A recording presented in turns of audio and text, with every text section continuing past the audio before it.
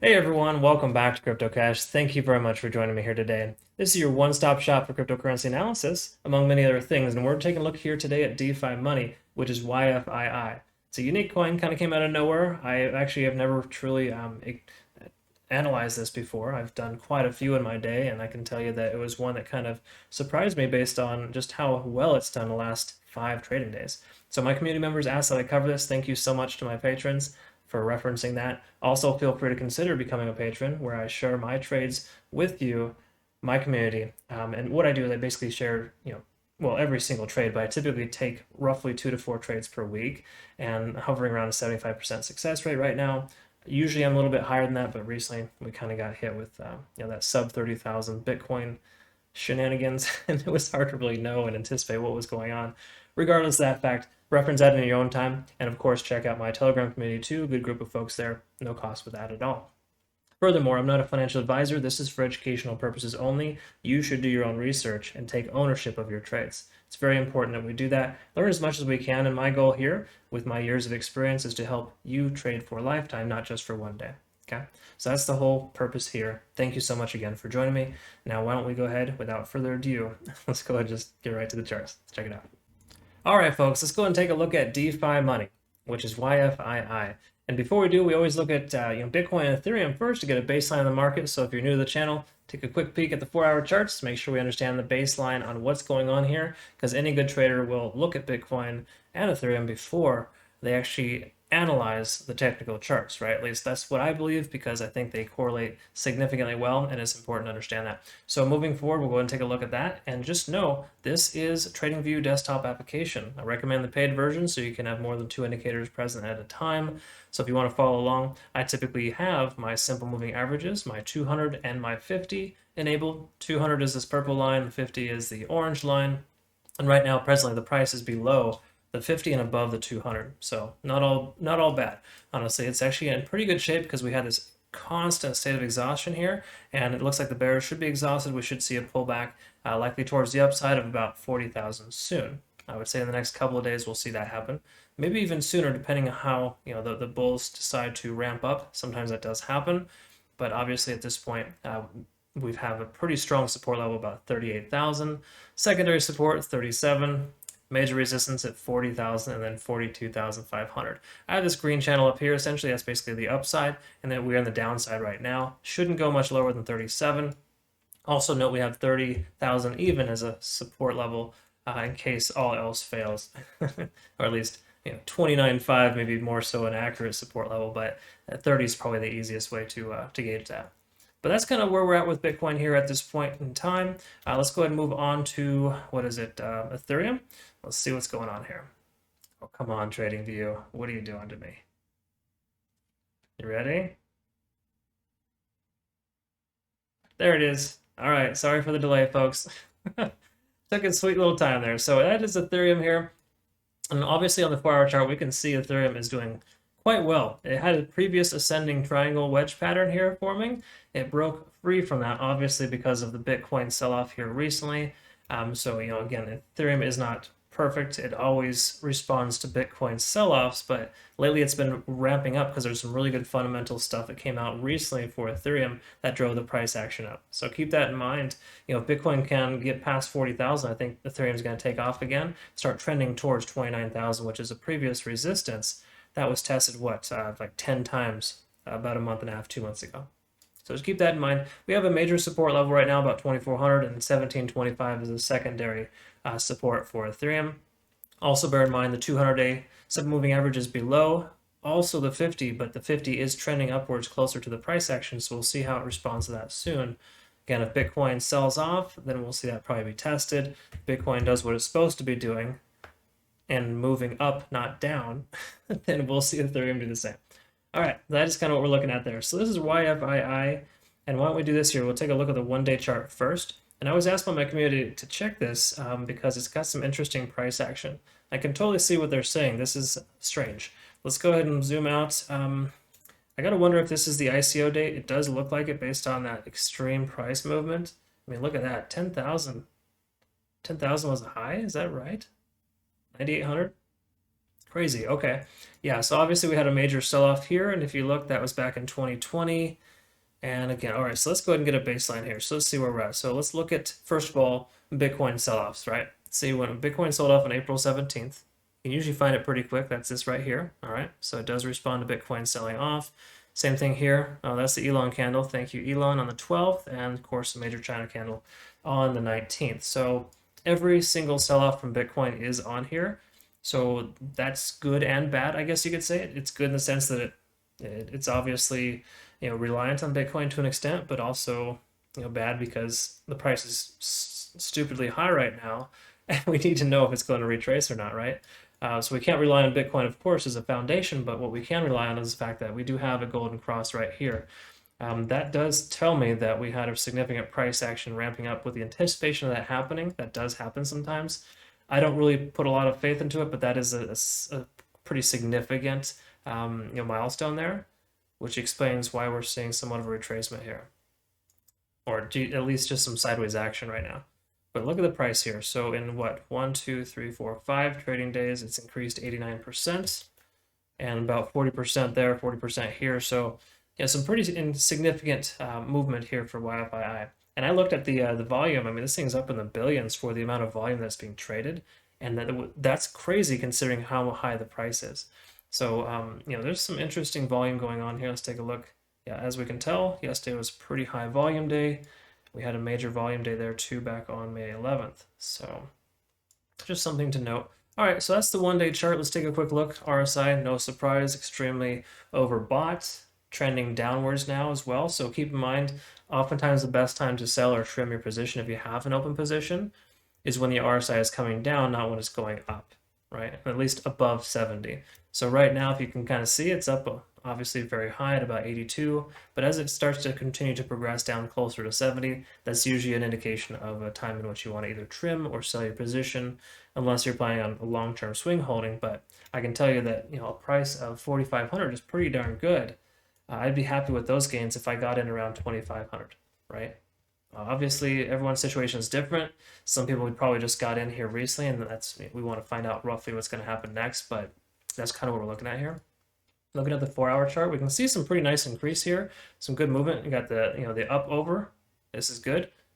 We should expect to see some sideways action for a little while, at least if we want this thing to continue to go on a strong bull run, right? Because every good bull run has a kind of a staircase pattern, up over, up over, up over. That's essentially what you're looking for. But when you see this strong increase, they're oftentimes followed by a strong decrease, at least 50% of the difference of its original starting point. If there isn't time for consolidation, right? So the price was able to consolidate here for a good 24 to 48 hours approximately, and then it ramped back up. That's great. Hopefully we see 2 more days of consolidation and another increase. That's what we're hoping for, but it really just depends on, obviously who's controlling the market, who's investing, etc. Because there's obviously some fundamental catalysts here. And if we look at the volume, it's increased significantly. So something happened on July 30th. So do your own research. I always recommend that. And in situations like these, I can only really offer technical insight because based on the technical charts, we can usually kind of anticipate certain things. This one is, I wouldn't say it's all over the map, but based on its history, it's hard to really understand where it's going to go next. We can try to look at some support and resistance levels, maybe even the Fibonacci Retracement tool to get a baseline of what that looks like. But it's kind of free flowing right now, if that makes sense. Which is, I mean, I would normally say it's bad, but I guess it's good depending on if you're making money, right? But we want to preserve that. So let's take a look at the 1-hour chart, Ichimoku cloud. No surprise here, well above the cloud, and it is working as a current support level, which is nice. I love to see when the cloud rejects the price action and it keeps the price above the cloud. So if that continues, of course, see we got another, just say 24 hours of consolidation, the price matches the cloud. See how it responds to the price action. And if the price stays above the cloud, that's just another consideration for another long position because it'll likely continue to stay above and keep moving upwards. That's how you use the cloud, at least in cases like this on bull runs. That's what you want to look for. Let's see if we reached a state of exhaustion. My guess is probably. Let's go ahead and see here for TD sequential. We had to count it up. We had our state of exhaustion here. The bulls were tired out. We had 3-4 hours of consolidation, basically retracement, and then something happened here on August 3rd, basically today at 9 a.m. So 9 a.m. Pacific, something happened. another fundamental catalyst, my guess, or just some type of bull jumped in there and ramped up the price with a lot of volume. I mean, that is a ton of volume. Okay. So anyways, just something to note here. We don't have a state of exhaustion right now, which is normal because we are actually in a consolidation state. So we've had about what looks like 8 or 9 hours worth of consolidation. So honestly, it could go either way, but based on its history, it'll probably continue upwards eventually after a sideways action for 1 or 2 days. That would be my guess. At least that's the anticipation. We want to see a good, strong bull run to continue. And if we see it keep going sideways, we're good. If we see it retracing back down to just say, 3,800 or 4,100, then we're going to be kind of having some trouble. In fact, let's take a quick look at the Fibonacci retracement, get an idea. Let's find the lowest point here. Come on up. All right. Yeah, just as I figured. Yeah, right around here, about 4,200. This is approximately a good support level. So I would hold that out there. And that is essentially what we're looking for. So the price comes down and drops below 4,200. I'd be very cautious. I'd maybe set a stop limit at 4,100, somewhere in that range. So that way you're still profitable, obviously depending on your position. But you don't totally lose out because this could retrace significantly. I mean, you look at from down here, what I think we looked at that earlier already, right? It was like 80%. Yeah, so just say that's about 98% from bottom to top. Most retracements, if the fundamental catalyst is out of the equation, most retracements, they go about 50%. So if we split the difference there, you're looking right around here as an approximate support level, or where we should expect to see the price retrace back down to if we lose this support. Okay. All right. So that's kind of just generally what I like to look at there. So again, that's the 1 hour chart. Let's look at the 15, see if we can identify some good entry points for you. So if you do plan to take entry, we'll see if it's a good time or not. I'm gonna say it's not. The reason why here, just so you know, what I'm using here is on the 15-minute chart, I use the EMA 15, right? That's this red line here. That basically tells us when the bulls are in control. As you can see, the bulls were in complete control here, lost support, and then the VWAP bailed us out, shot the price back up. Got support here as well. So good news is the bulls are still in control for the most part. But again, we got the sideways action right now, so it's hard to really say where it's at. And why I say no for entry right now is based on the fact that the price is below the EMA line, for one. You can see that pretty obviously. The price is trending below the EMA. And furthermore, even though the VWAP had reset, that's the volume weighted average price, basically just takes the volume in the last 24 hours and expresses it as a price. Since that had reset, we're still looking at the price kind of hovering above and below, basically telling us that we're in a state of consolidation. There's no firm decision, and the VWAP is supposed to work as a support and resistance level. Right, you can see back here, it bounced. That's a support line. Right here, good entry point right there, of course, because that had basically 30 minutes of consolidation. That would have been a prime example of taking entry.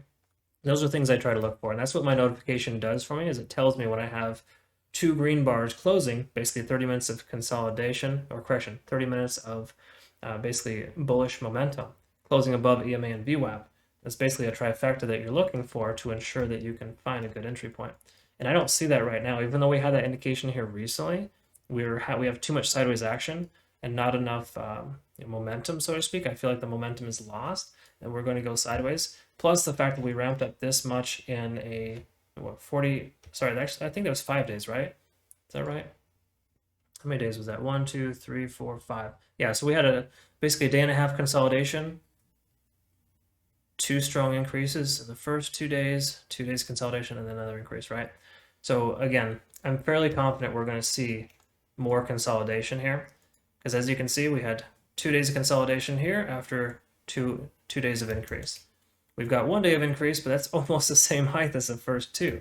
Therefore, we should see some sideways action here and maybe just shoot on up, or it might actually come down and test this support level here, right at about 4,200. Work its way over and come on up.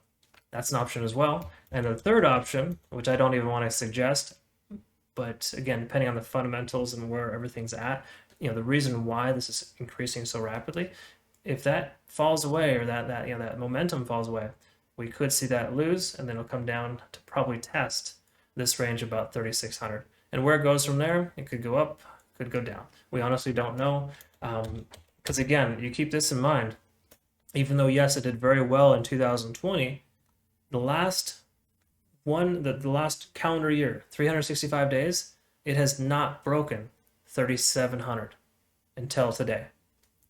Okay, so we're in uncharted territory right now. Therefore, you have to use Fibonacci retracement tools. You have to, kind of anticipate splitting the difference. So just keep in mind, we've got two major support levels here. Mark your charts at 3,600 and 4,200. Okay, and I would recommend setting your stop limits just below either, whichever you're most comfortable with, depending on your risk tolerance, of course. Just bear that in mind, because you want to be safe, you want to be careful. Take your profits when you can, right? I mean, to me, I probably would have trimmed and or exited my position already, but I'm more of a conservative trader, and I like to take profits when I have the opportunity. I'm okay with a 2 to 3% gain every single day. That works for me. A 90% gain in 5 days is even better. Why risk it? Why get crazy? Set a good stop limit. Make sure you're safe and careful. All right, so if you did find benefit from this, please let me know. Comment down below. Feel free to reference my Patreon group too, because I do have a Signal group if I hadn't mentioned this already. And I basically just share my trades with my community, and I utilize everything you see here. And I currently have roughly about 70-80% success rate. About 75% right now, but traditionally 80 to 85%. But I kind of got hammered with that crazy sub 30,000 Bitcoin. That was just a weird time for a lot of people when it was hard to read what was going on. Regardless, thank you so much for joining me here today. We'll see you in the next video. Thank you.